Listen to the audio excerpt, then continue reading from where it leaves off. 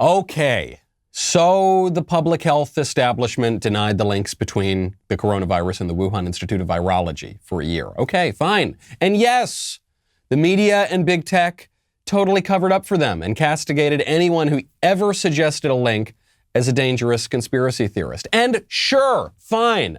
Leaked documents out of China do now show that the Wuhan Lab very likely had a lot to do with the virus. But, the intrepid journalists at CNN and the New York Times, they have found the culprit. Can you guess who the culprit is? I'll give you it's Trump. It's obviously the culprit is Trump. A lot of the discussion about the lab leak, I think, was clouded early on because there was the suggestion by some that it was somehow a Chinese weapon that caused this. That's not what we're talking about here. We're talking about a lab accident. But we've come a long way from people dismissing this as a conspiracy theory to a lot of people taking this seriously, Maggie. We have, John. And look, I do think it's important to remember that part of the issue when this was first being reported on and discussed back a few months after the pandemic had begun was that then President Trump and Mike Pompeo, the Secretary of State, both suggested they had seen evidence that this was formed in a lab, and they also suggested it was not released on purpose, but they refused to release the evidence showing what it was. And so because of that made this instantly political. I think that it was, example 1000 when the Trump administration learned that when you have burned your own credibility over and over again, people are not immediately going to believe you, especially in an election year. It's like that meme of that guy shooting the other guy, and he says, why did you do this? Why did you do this, Trump? These radicals have mutilated our government. They're mutilating our young women, an increasing number of whom are coming to regret transgender therapy. We'll get into that. They're mutilating our educational institutions through critical race theory and mandatory porn workshops. We will try to detransition America. I'm Michael Knowles. This is The Michael Knowles Show.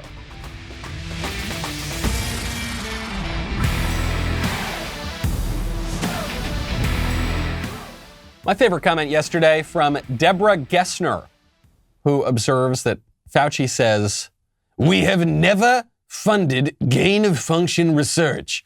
And Fauci also says, "And this is why we had to do it." He does that. A little tricky. He talks out of both sides of his mouth, that Fauci, and he's really getting caught up in a major, major lie. How can you spot lies? Well, you got to be educated. How can you be educated? Is it by going off to Harvard? No, not necessarily.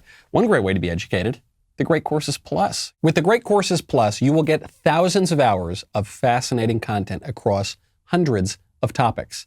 You can learn about the history of the Beatles. You can learn about American presidents. You can learn about cooking basics. All things that I actually am interested in. You see, there's the practical stuff, there's the tangible, there's the really intellectual. I love it all. It's really tremendous. And what I love, the lectures are terrific, but I love the technology here. Because you can start it on your phone, you're driving, you have 15 minutes in your car, okay, toss it on. Then you stop right wherever you are, you can switch it over to your computer. You get home at night, you got another 20 minutes before bed, toss it on your TV with a glass of wine. Way better than wasting your time on some woke nonsense that's streaming on some TV channel. Do not miss out on this great deal. Go now to thegreatcoursesplus.com/Knowles to get your free month when you sign up for a quarterly plan. That is thegreatcoursesplus.com/Knowles. The argument here is that Donald Trump has squandered his credibility, and therefore, when he suggested, and when Mike Pompeo, the Secretary of State, suggested that there might be some link between the virus and the viral institute that was 400 yards away from where it was allegedly discovered, that's why nobody believed them in the mainstream media. A lot of us believed him, and we talked about it for a long time, even beginning last year. But the mainstream media, because Trump just lied about so many things, 10 zillion lies that the New York Times covered, that Trump, he's such a liar. Where did he squander his credibility? Where is it? What's the lie? I guess the big lie they point to is that he said that his crowd sizes were like 1,000 or so, a few thousand people larger than they were or something. Is that? Because by my count, Donald Trump, when he had a disagreement with the media, was right about virtually everything, and the media and the left, but I repeat myself, were wrong about virtually everything. He was right about the virus. He called, remember early on, he said, this virus is probably a little bit worse than an ordinary flu, so we're going to shut down travel from China. The media said actually Joe Biden himself said, this is hysterical xenophobia. And then turned out Trump was right about that. But then Trump also said it's not as bad as now they are making it out to be. He was right about that too. He was right about the vaccine. Do you remember when Donald Trump was arguing with Chris Wallace and Joe Biden at that 2-on-1 presidential debate when Trump said, yeah, we're going to get a vaccine within a month or two. We're going to get the vaccine very quickly. It's going to be ready to go by the end of the year, and we're going to have people vaccinated by April. And they said, that's crazy, Donald. All of the experts and your own experts say that it won't happen. And he said, I don't know what they're telling you, but yeah, that's what's going to happen. He was right. The trade deals. You remember the trade deals? He's going to destroy the global economy. What happened? The economy went up, up, up, up, up. Peace in Israel. Do you remember that? Trump can't just deal with the Arab states. What an idiot. He's putting Jared Kushner and Avi Berkowitz in charge of Middle East peace. And what happens? Doubles the number of nations that recognize Israel, gives us relative peace in the Middle East. NATO, oh no, he's going to abandon our NATO allies. Nope, they're just going to start paying more money like he said they would. Lots and lots of other things. And that barely scratches the surface. But if you look at the facts, every big issue where Trump disagreed with the liberal establishment, just about every single one, he was right and they were wrong. He's got way, way more credibility than the libs do. And it's on this Wuhan Virology Institute point as well. He said, yeah, I think it probably has something to do with the lab. The media say, absolutely no, it doesn't. Now they got to fall in line. We're seeing this more and more each day. Scott Gottlieb, who was the former FDA commissioner under Trump, has now come out. He said there is growing circumstantial evidence that the lab had something to do with the virus. And he said this not on Newsmax, not on OAN, not on the right-wing media. He pointed it out on CNBC. Now we know that 3 of the people who were sick based on this latest report were actually hospitalized. And the timing of that would put it, sufficiently early that it could have triggered this epidemic. There's now more and more reporting and more analysis that probably the first cases occurred at some point in the sort of October, November timeframe. And so the timing of these infections would put it within that realm. I think the challenge right now is that the side of the ledger that supports the thesis that this came from a zoonotic source, from an animal source, hasn't budged. And the side of the ledger that suggests that this could have come out of a lab has been continuing to grow. So you got this evidence. And Scott Gottlieb's trying to be very diplomatic here. And he's saying, look, there was evidence that it was from an animal source, just a totally natural source without any connection with the Wuhan Institute. But now the evidence that it's from the lab is beginning to grow. I think he's being a little too diplomatic here. Anybody with 2 brain cells to rub together could have deduced a year ago when the bat coronavirus escaped right next to the bat coronavirus lab that, maybe the bat coronavirus lab has something to do with it. It doesn't take a rocket scientist. It doesn't take an epidemiologist. It doesn't take a Dr. Fauci to come to that conclusion. But there was a lot of political pressure not to come to that conclusion. And by the way, they had a lot of intel even last year, as Maggie Haberman was admitting on the news show, that there was a lot of intel that Trump and Pompeo alluded to last year that the mainstream media simply chose to ignore. And Mike Pompeo, former Secretary of State, is now discussing this very intel on television. And he's pointing out a lot of other people in the public health sector had this intel as well. We spent a lot of time working on this problem set. In January, we were able to declassify a whole lot of material that I knew about much earlier.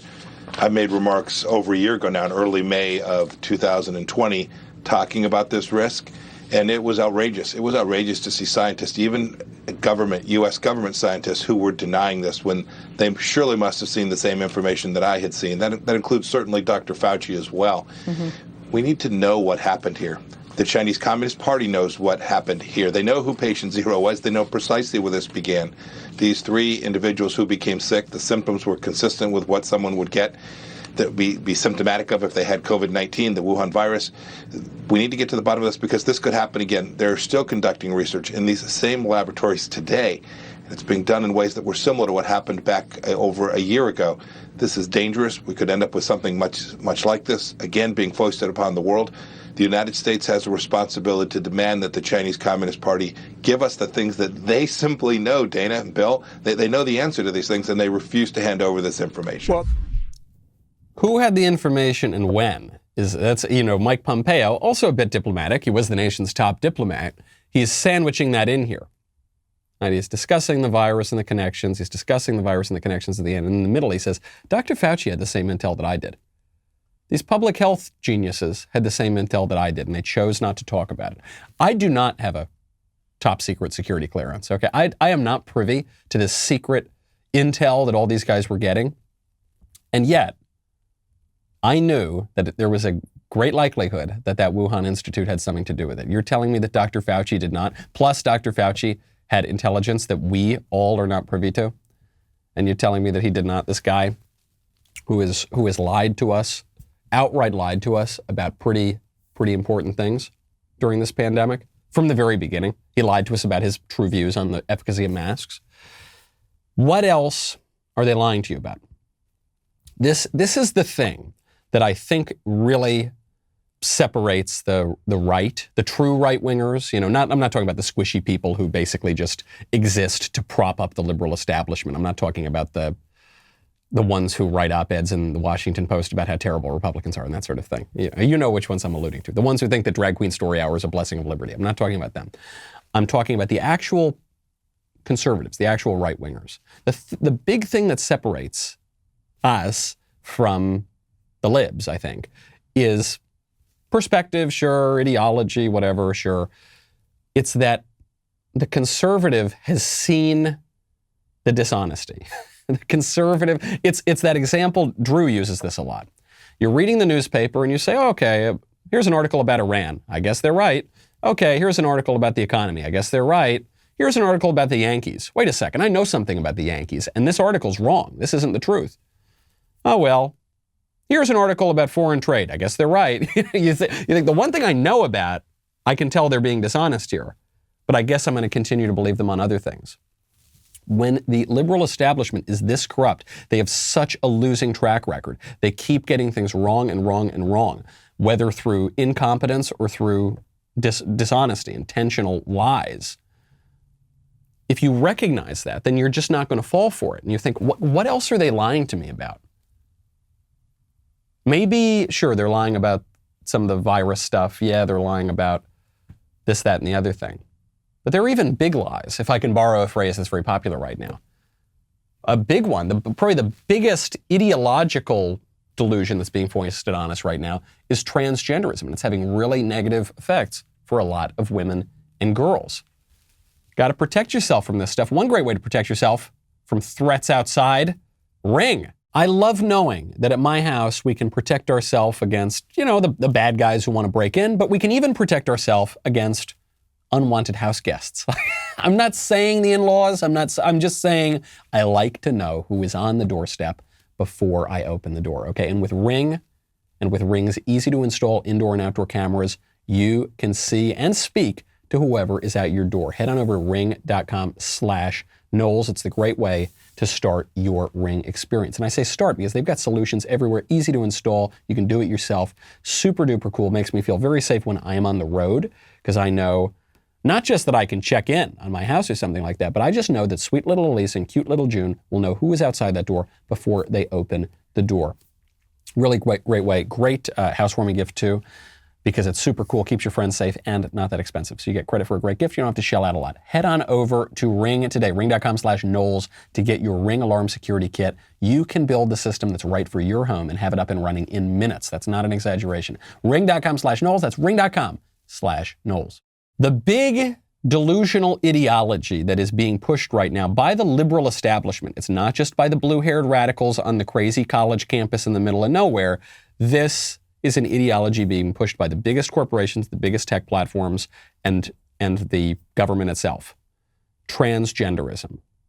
It's not, don't forget, you've got major companies all waving the transgender flag. Did you know there's a transgender flag? Apparently there is. And everyone's celebrating this sort of thing. The actress Ellen Page, who is now calling herself Elliot. But I think I'm going to stop doing this. I think I'm going to stop indulging in the name changes. Because we, for a long time, have said we're not going to indulge in the pronouns because I'm not going to call her him. You can't force me to lie. Some people are doing that, though. Some people are going along with it, or they're just choosing not to use the pronouns, or they're going to use the singular they, as though we've got lots of demons inside of us and we are legion or something. But we've said, okay, We on the conservative side, we said, we're not going to go with the pronouns, but we will call them whatever name they want. If they, anyone can change their name, that's perfectly fine. No, I don't think so. Caitlyn is a girl's name. Caitlyn's not a boy's name. So if I refer to Caitlyn Jenner as him, but I continue to refer to him as Caitlyn, I'm still kind of confusing the issue, aren't I? I don't know that you can just go along and change your name willy-nilly like that. It's a little confusing because you've got George Eliot, one of the greatest female novelists of all time, and you've got Evelyn Waugh. It's not a lady, not Evelyn. It's not a gal. He's a guy. So I know. Look, there's a little ambiguity with the names, a little more so than with the pronouns. But I think I'm going to have to go with Ellen Page. So Ellen Page posts this photo of herself topless. This photo would not be permitted for if any other woman did it, but because Ellen Page is pretending to be a man, she gets to post this picture. And she looks much more like a boy. She's had breast mutilation. She's got some abs now. I don't know if that was surgical or if that's from lifting weights or something like that, from doing crunches. You can tell I don't really know exactly how these muscle groups are developed. It's not my thing. Wearing men's swim trunks and saying, look, I'm a boy now. Look how happy I am. Big smile on her face. A lot of women and girls, and a lot of boys and men, for that matter, are now seeing this and saying how wonderful it is. I can choose to look like the other sex. I can really become the other sex if I suffer either from a psychological delusion that I am or from this impulse that I very much want to be this, or if it's just I'm taken up in the social contagion that boys are girls and girls are boys, and I think that's cool. So, if a girl goes through a tomboy phase when she's 12, all of a sudden she's going to mutilate her body in some ways that are irreversible. There is another side here, as you can probably tell from the way that I'm discussing this issue. There is another side here. There's a lot of regret going on. And CBS News, got to give them credit where credit's due. 60 Minutes ran a special about transgender regret and the girls who regret looking like boys and the boys who regret looking like girls. In her early 20s, Grace Ladinsky Smith was seriously depressed and developed gender dysphoria. She began searching for answers in transgender communities on the internet. And when I saw them being so happy and excited about doing this wonderful transformative process to really become their true selves, it was like, have I considered that this could be my situation too? Grace says she found a gender therapist on the internet and told her, I'm thinking of transitioning. Because she was over 18 and didn't need parental consent, she says she merely signed an informed consent form at a clinic and got hormone shots. Just 4 months after she started testosterone, she says she was approved for a mastectomy, what's called top surgery, that she told us was traumatic. I started to have a really disturbing sense that a part of my body was missing, almost a ghost limb feeling about being there's something that should be there. And the feeling really surprised me, but it was really hard to deny. And so she detransitioned by going off testosterone. So you get the idea. This goes on and on. I recommend you watch the whole thing. Very pretty girl going through a bad period where she was depressed. And then some perverts and psychos and idiots. I mean, to be fair to them, some of these people might just be stupid, but I think a lot of them are just perverts and they're preying on people's confusion. But some of them might just be totally ignorant and stupid. They take advantage of this. And they say, oh yeah, you want to mutilate yourself? You want to lop off perfectly healthy organs? Fine by me. Here you go. And by the way, it's not just children. You'll hear a lot of conservatives say, well, look, whatever adults want to do, that's fine, but just don't do it to the kids. Well, she was an adult, right?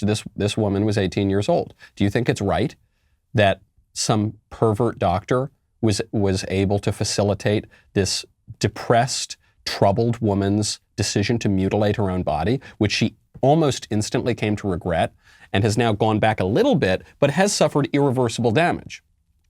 Do you think that's good? I don't. I think there are, as there often are, I think there are probably 3 positions on this issue.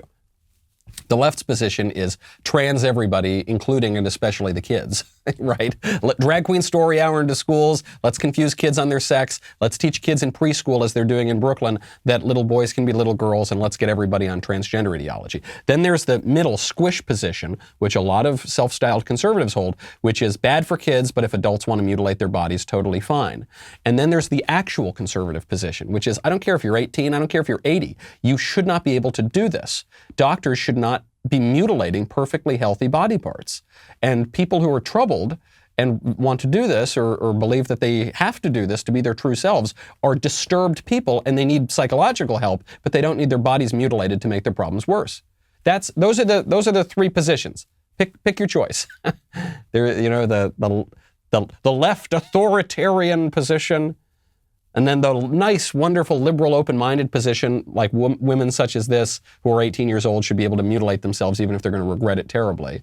And then there's the right-wing authoritarian, they're going to call it authoritarian, position that you shouldn't be able to mutilate perfectly healthy body parts and take advantage of disturbed people.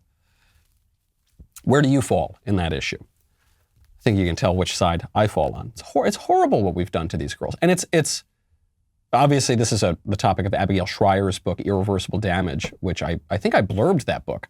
I loved it so much in the advanced copy, and then it became a big seller. So I recommend you go out and read that one. This is not just one isolated case that CBS News is covering. This is happening a lot, and it's happening increasingly. And for parents who don't know what to do, I understand how confused one would be, especially if your kid's going to public school, where this insanity is being foisted on them constantly. And you've got a kid who is very confused about this. I understand it's a hard decision to make. What do I do? You've got a family member who's going through this. But there's a dark side to this story that only very rarely comes out into public light. So well done to CBS for covering it at all. These are transparent lies. To tell that pretty girl, that pretty 18-year-old girl, you're actually a boy and you need to mutilate yourself. That is such a transparent. She's not a boy, and she wasn't a boy when she underwent this surgery, and she's still not a boy now that she recognizes that she's a woman. She probably has some resentment, maybe not, hopefully, but I probably would have some resentment at a culture and at these sicko doctors who would take advantage of me. The lies are so transparent. Obviously, this one, that a boy is a girl. The lies are even more transparent, though. Jen Psaki is trying to convince us of something even more preposterous. Jen Psaki is trying to convince us that Joe Biden is energetic. What more can you tell us about the president's health regime? We hear he's lifting weights. What sort of weights is he lifting? Does he have a personal trainer? And what happened to his Peloton bike? Did he bring it to the White House? I didn't know where this was going, but I'm intrigued by it. I will say I have nothing to read out on the president's private exercise regime, but I can tell you, having traveled with him a fair amount, sometimes he's hard to keep up with. Sometimes he's hard to keep, like when he goes wandering off in the middle of the night and doesn't know where he is. I suppose that would be hard to keep up. But I don't think that during the usual course of the day, he's particularly hard to keep up with. Joe, do you remember during the campaign, Joe Biden he'd be walking out of an office. There's a video of this. He's walking out of an office, and you've got one of his staffers holding him by the arm, like you would hold an elderly relative, and say, okay, over here. And the reporters are saying, hey, Mr. Biden. And say, no questions, please. I guess Joe wasn't having a good day. They'll call a lid on campaign events at 1:30 in the afternoon? No, he's not. Give me a break, Jen. I get it. I know that press secretaries have to spin, but you can convince me of a lot of things. But you cannot convince me that Joe Biden is energetic. If they're lying to you about that, what else are they lying to you about? If they're lying to you about the origins of the virus, what else are they lying to you about? If they're lying to you about when the vaccine's going to come out, what else are they lying to you about? If they're lying to you about boys being girls and girls being boys, what else are they lying to you about? If you want to break through the lies, I think you should check out my friend Liz Wheeler's new show. You know Liz Wheeler. Liz Wheeler had a popular TV show. Then she went away. She disappeared. Where'd she go? I knew where she went, but I'm not sure everyone else did. She had a baby and took care of that baby and then had the baby come. And somehow she's in fighting form all the way again. And Liz Wheeler is launching the Liz Wheeler Show. Episode 1 drops today. You can get it all over the podcast apps, and you can get it on her YouTube channel. So go check that out. Also, I sat down with Liz. We talked about a whole wide range of things, from Dr. Fauci and the masks all the way to space aliens. You can check that out on my YouTube channel this Saturday. You're not going to want to miss Liz either on my channel or on her show. America may currently be in the middle of a gas shortage, but we're even shorter on sanity, if you ask me. That's why you should join Jeremy, Ben, Matt, and me tomorrow night for another cigar and logic-packed episode of Backstage. Streams at 7 o'clock Eastern, 6 p.m. Central on dailywire.com and on our YouTube channel, Daily Wire. By the way, if you would rather see Candace in real life than just trending on Twitter or just on a screen, today might be your lucky day.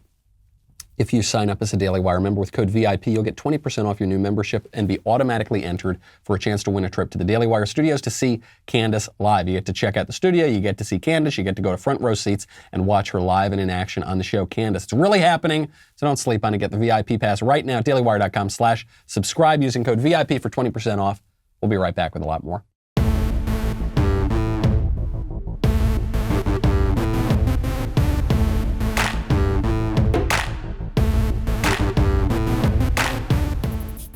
Jen Psaki says that Joe Biden is sometimes he's tough to keep up with. Oh man, he's so energetic. Judge for yourself. Coincidentally, Joe Biden just gave a commencement speech, the first commencement speech of his presidency at the Coast Guard Academy. So he was talking to these young cadets, and coincidentally, Ronald Reagan also gave a speech to the Coast Guard Academy. Ronald Reagan, the oldest president in American history up until that point, then beat out by Trump and then beat out by Joe Biden. Listen to the two speeches. Tell me which one seems more energetic. My Coast Guard aides have been excellent. One of them taught me that, and I quote, "The Coast Guard is that hard nucleus about which the Navy forms in time of war." I can only assume that you will enjoy educating your family about how the Coast Guard is, quote, "the hard nucleus around the Navy forms in times of war." You're a really dull class. Now, look, Ronald Reagan is one of the great orators in American history, and Joe Biden cannot string a sentence together. But Joe Biden used to be able to string a sentence together. This is not just making fun of old Joe. He's just not talented at this. Joe Biden has a lot of deficiencies. He's dishonest and he's not particularly intelligent, but he was always a good talker. The guy always had the gift of gab. He was a smiling, simpering, backslapping politician. That's all he did. And if you look at clips of him from 5-10 years ago, he was speaking just fine. But he's slowed down. He's obviously losing something. Probably not too difficult to keep up with. The only way he's difficult to keep up with is people have no idea what he's saying. He's you and the army and the small nucleus and corn. What? Huh? What does that mean? You're a dull class. I will say one nice thing about Joe Biden. Joe Biden, I have to. I want to be fair. I want to be a real journalist, unlike the ones on cable news, CNN and all those places. Joe Biden is reportedly dropping student loan forgiveness. This is a promise he made during the campaign. He said that he was going to forgive certain student loans. Well, the budget is here, and 4 months into his term, people still want Biden to forgive $10,000 in federal student loans for every borrower. And according to Yahoo Finance, probably not going to happen. So that's good. This is going to be used as evidence among squishes that Joe Biden is not as radical as he said he would be. This is a very small, minor win for conservatives in an overall radical agenda, the most radical agenda ever. So yes, that's good. I'm glad that Joe Biden won't be forgiving 10 G's of student loan debt. This would have been very hard for him to do because even though the left wants it, especially the more affluent, radical, whiter Democrat base really was into this. But the fact is, a relatively small number of people graduate from college and have these sorts of student loans. So you would have a situation where you'd have people who don't go to college subsidizing these relatively affluent people who do go to college. It's just a political loser for Biden, so he's going to drop that. But he's going to be pushing through lots of radical agenda items. We've already seen that. We've seen a hint at even crazier things like court packing, adding new states, totally upending, federalizing elections. So minor win overall, but as a rule, the administration is the most radical one we've ever seen. How do we fight back against this? Well, Governor Ron DeSantis is showing us one way to do it. Ron DeSantis just signed an anti-big tech bill. I love this. The anti-big tech bill does three things in particular. Says that all Floridians who are treated unfairly by big tech companies will have the right to sue the companies that violate the law and win monetary damages.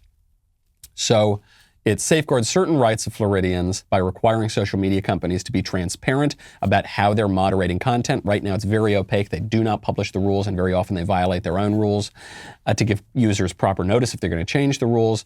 And it's going to prevent big tech bureaucrats from moving the goalposts to silence viewpoints that they don't like, which really means conservatives. Okay, that's good. I like that.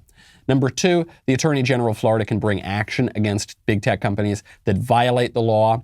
That's good. They'll be using Florida's Unfair and Deceptive Trade Practices Act. That's really good. If they're found to have violated antitrust law, they'll be restricted from contracting with any public entities. So they're going to break up a little bit the relationship between big tech and the government.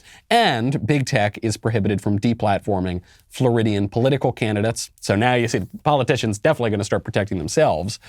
The Florida Election Commission will impose fines of $250,000 per day on any social media company that deplatforms any candidate for statewide office, and $25,000 per day for deplatforming candidates for non-statewide offices. So obviously, look, any social media user can just block candidates or not follow candidates that they don't want to see. But that is a right, in DeSantis' view, that belongs to the citizens. I like this. I'm glad that they're doing this. There are going to be, as usual, three positions on this. The left is going to hate it because the left uses the big tech companies to enforce their political agenda without democratic accountability, right? The left can rely on these private companies and can rely on the right's, decades-long shilling for private companies to enforce their political agenda without having to go through usual political democratic means. Okay, that's the left's view. Then there's the squish moderate view, which is build your own Twitter, build your own Facebook. This is wrong. There's nothing more conservative than letting hipster Rasputin in Silicon Valley silence half of the country. That's just democracy. Oh no, James Madison would be furious that we're not letting Mark Zuckerberg control our politics or something, right? You can tell my view of that particular opinion. And then there's the conservative view, which is use the state to put pressure on these private companies to stop them from controlling and dominating our politics. I know some conservatives are going to be uncomfortable with that because they've imbibed this pseudo-squishy libertarian bumper sticker Bush-era sloganeering, but there's nothing conservative about letting hipster Rasputin run our public discourse, okay? Nothing conservative about that at all. It is good. It is positively good and conservative to use the enforcement arm of the state wisely. We're not anarchists. I know that if you listen to some of the ridiculous propaganda from the squish wing of the GOP over the last 20 years, you would think that Republicans are anarchists, that we don't think it's ever legitimate for the government to do anything.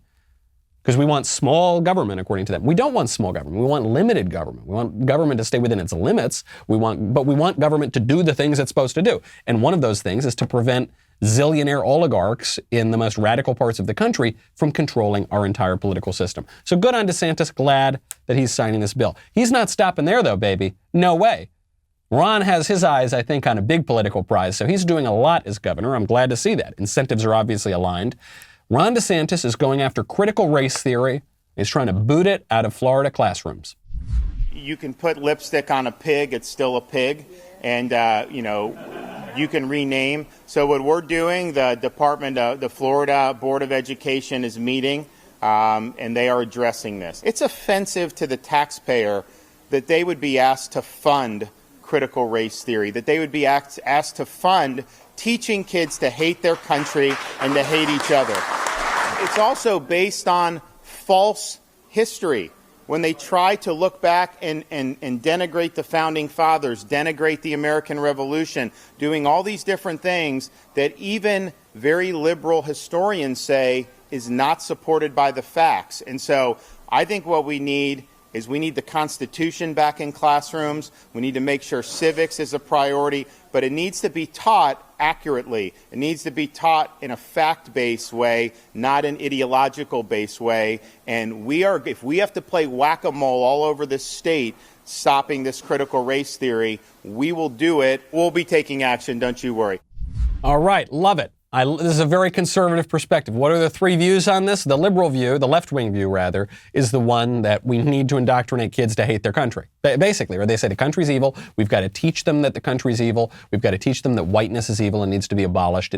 We got to put this stuff in the classrooms. It's got to be mandatory. The squish view, well, maybe we should just have different perspectives. And so in one class, they teach you to hate your country. And then in the other class, they teach you maybe you don't hate your country so much. And that'd be cool. And then there's the conservative view, which is this stuff is poison. This stuff undermines education. There is no real such thing as academic freedom. It's never existed in practice. In the words of Bill Buckley, launching the conservative movement after World War II, he said it was a hoax and a superstition. Don't fall for it. There's a thought that undermines thought, and that's the only thought that ought to be stopped. To borrow an idea from Chesterton. So you got to kick it out. You can't just expand the curriculum forever. There's only so many weeks in the semester. There's only so many books you can read. If you're reading Ibram Kendi, you're not reading a good book. If you're reading Robin DiAngelo, you are missing out on reading a worthwhile book that will teach you something. So boot it out, ban them, censor them, cancel them, get them out of there. That is the conservative point of view, which I expound upon in my upcoming book, Speechless, Controlling Words, Controlling Minds, available now for pre-order. Critical race theory is not the only crazy thing that's being taught in schools. Critical race theory, don't forget, it's just one derivation of critical theory, which is actually just one major, but only one component of the politically correct project. But there are a lot of other crazy things being taught in schools. Right now, students attending the Columbia Grammar and Preparatory School in Manhattan, this is a very expensive school. I think it costs just shy of 50 G's a year to attend. They are being forced to take an explicit class on porn without parental consent. Would be bad enough to force them to take the class on porn. They're not even telling the parents. Echoing sorts of things we've heard a lot this year, where radical educators will say, hey, be careful. The problem with Zoom class is the parents will know what's being taught. You got to be very careful. Don't you think the parents maybe should know what's being taught? No, it's very bad for their education. So at this school, they were teaching a very explicit porn class. And I'm not just saying like the birds and the bees and look at this and look at this flesh mashing up against this flesh. I'm talking about like I'm not going to say it on the show. This is a family program. but like really graphic, gross stuff. The class involved a slideshow and a lecture by an instructor, which included lots of raunchy images, lots of presentations on the most lurid porn genres, and OnlyFans, which is the democratization of porn. And if you oppose this sort of thing, you will be called closed-minded. Oh, come on, you're just a prude. You're a prude, come on, that's fine. What could go wrong with porn? Well, we're hearing what goes wrong with porn. How many people write into this show? I've read them in the mailbag. People write in all the time and say, we got to do something about porn. This is really bad stuff. Do you know who's writing? It's not the old fuddy-duddies writing in. It's not the boomers. The boomers seem to be the ones who are most fine with porn. They say, oh, it's not a big deal. They tend to fall a little more in that squish libertarian camp. Oh, come on. It's not, come on. Looking at porn, that's as American as apple pie. It's protected by the First Amendment. It's not a big deal. But the people who write into me and say this is a big deal are the young men who get hooked on this stuff. I think the median age is something like 11, according to surveys. So they get hooked on this stuff before they can know anything about it. It ruins their lives. It messes up their relationships. It hurts women. Obviously, the industry hurts women, but just even the kind of vision of sex that it presents is very degrading toward women. Messes up people's relationships. There's a epidemic of young men who have ED because they're hooked on porn. And it's not. You used to just read about these stories in Japan. Apparently, this has come to the West as well. It's really, really bad stuff. Why would that be taught in schools? Oh, come on, keep an open mind. Obviously, we used to know this in this country, but now we've forgotten it. Liberty and licentiousness are not the same thing. They're opposite things. If you arouse people's vices and base passions, you're going to undermine their true liberty. Kick it out. Fire teachers who push this. Don't just vote with your dollars. Vote with your politics. Use your government. Get this stuff. Take a lesson from DeSantis. DeSantis knows what's up. Pay attention to this stuff and kick it out. Porn has become, in a certain sense, it's become part of the liturgy of liberalism. And I won't get into too graphic detail of what these liturgical practices look like, but it really has sort of become part of it. It is something that one enacts. It is considered good. Do you remember at the start of COVID when people were told they couldn't see one another? The New York City Health Department encouraged people to how do I put this? To use Woody Allen's term, to have sex with someone you love, alone in a room. And this was being encouraged. This is a good thing. It's good for your health. Blow off a little steam. I've heard this described that in historically speaking, our views of the mind tend to map onto our views of technology. So when the printing press was big, we had this view that what was being imprinted on your mind, that's going to form your mind. To some degree, that's true. When the steam engine was the big technology, we were told, you had Freud, right? You had this idea that you have to stop repressing things. You need to let off a little bit of steam, right? And to a lesser degree, that's not quite true. Now today, our view of the mind is that the mind is like a computer, because the computer is the main technology. So you should be able to upload things and download things and also upgrade your mind or something like that. Okay, I understand all these various theories of the mind. When you blow off a little steam with something like porn, if you get, and forget even just porn for a second, with any kind of vice, if you think that if you commit a vice, that's going to blow off a little steam, that's not really how it works. The more vice you commit, the more you're going to commit. The more virtue you practice, the more you're going to practice. That's the way it works. We've known this since good old Uncle Aristotle, but we seem to have forgotten it. The purpose of education, liberal education, is to train yourself in that liberty. So do it. Any education that undermines that is the sort of thing you got to boot out of the classroom. Speaking of leftist liturgical practices, Mayor Bill de Blasio says he's going to kneel during an event in Harlem to mark the 1-year anniversary of George Floyd's death. He's going to kneel for 9 minutes and 29 seconds, which is the amount of time that the police officer, Derek Chauvin, was kneeling on George Floyd's neck and back. And he's going to kneel, and he's going to do it at the event hosted by race-hustling extortionist Al Sharpton and his National Action Shakedown Network. And this is going to call for the passage of some new George Floyd bill. First of all, it seems pretty bizarre to honor George Floyd by reenacting what his ostensible murderer did to kill him. Isn't that weird? Like, you would never, if a guy were murdered in a shooting, would you honor him by going to the shooting range and just pew, pew, pew, or acting that out with your hand, pew, pew, pew, and now I'm honoring him? No, that's very strange. But moreover, it's also just absolutely disgusting that this absolutely sensationalized event that involved the death of a career criminal who was actively resisting arrest and committing crimes as he was arrested. Not to say that maybe the cop was using excess force, but I think we heard during that trial that it didn't seem like he was necessarily using excessive force. He was following certain protocols, but maybe not others. And anyway, it was complicated, and the jury seems to have been compromised as well. And you had political leaders on the left putting a lot of pressure on the jury to convict him of murder, which even the judge himself said is probably going to help you on appeal, all to say it's a complicated story. It's disgusting that we have got political leaders honoring this kind of person. We went through yesterday on the show how we're told that there's an epidemic of anti-black, white supremacist hate crime in this country, and it's just not true. You look at the statistics, black people are much more likely to commit hate crimes than white people are. Much more likely. As a percentage of relative to their proportion in the population. But you just don't hear about those stories. I had a liberal friend ask me, well, why do we always see these police shootings? Because the media want to sensationalize them to create a racially divisive narrative. That's obviously why. And that's what's going on right now. It's disgusting stuff. But even beyond that, just look at the action. De Blasio is going to kneel down for the 9 minutes. This is a perfectly natural human longing. This is a religious ritual. I go kneel down on Sundays when I'm at Mass. And I kneel down in the memorial sacrifice of a death, of a redemptive death.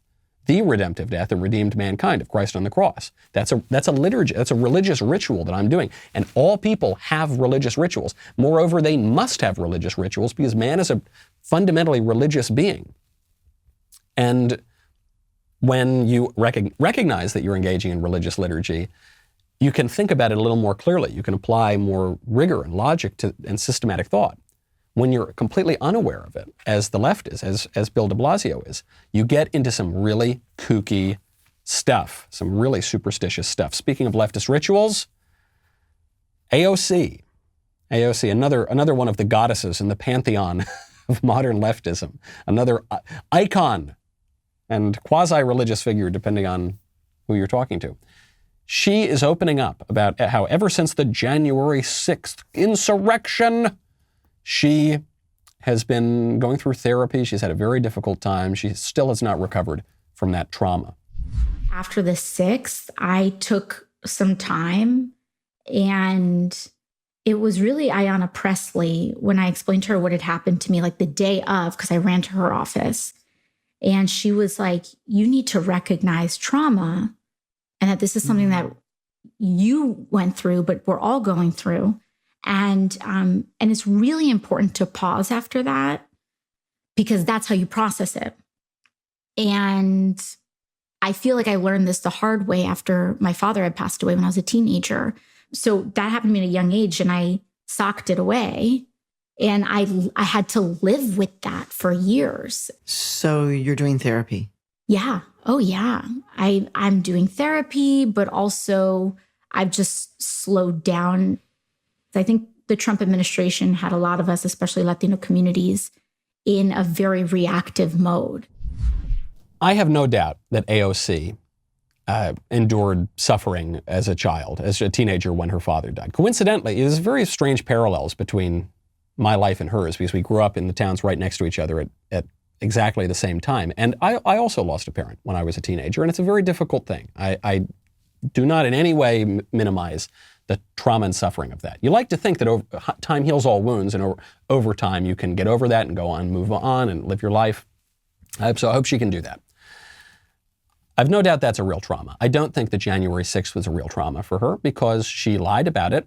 Let me be more specific. She exaggerated it. You can't say she lied, because all she ever talked about was her feelings. She said, I felt as though I was about to be killed. I felt as though my life was at risk.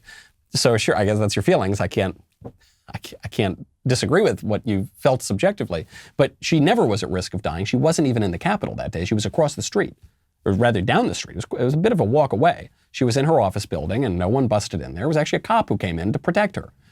And she's milked this for all it's worth. And she says, I'm just in the trauma. I'm so broken. I've had to slow down. I'm in the therapy for this. I can't. It's hard to process, and it's really traumatic.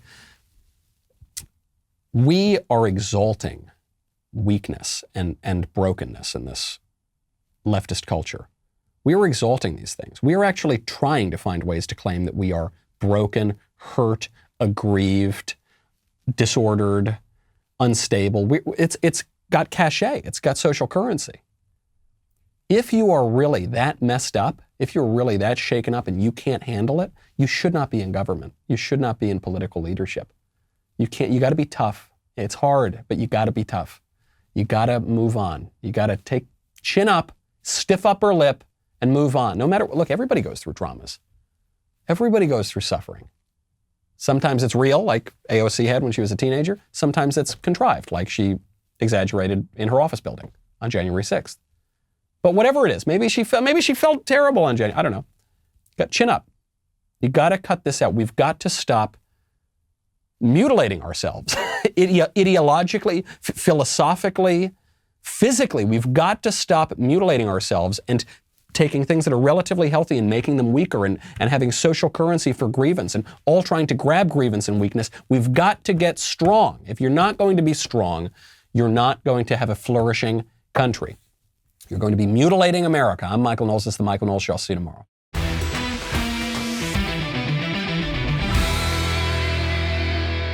The Michael Knowles Show is produced by Ben Davies. Executive producer, Jeremy Boring. Our technical director is Austin Stevens. Supervising producers, Mathis Glover and Robert Sterling. Production manager, Pavel Vidovsky. Editor and associate producer, Danny D'Amico. Audio mixer, Mike Coromina. Hair and makeup by Nika Geneva. And production coordinator, McKenna Waters. The Michael Knowles Show is a Daily Wire production. Copyright Daily Wire 2021.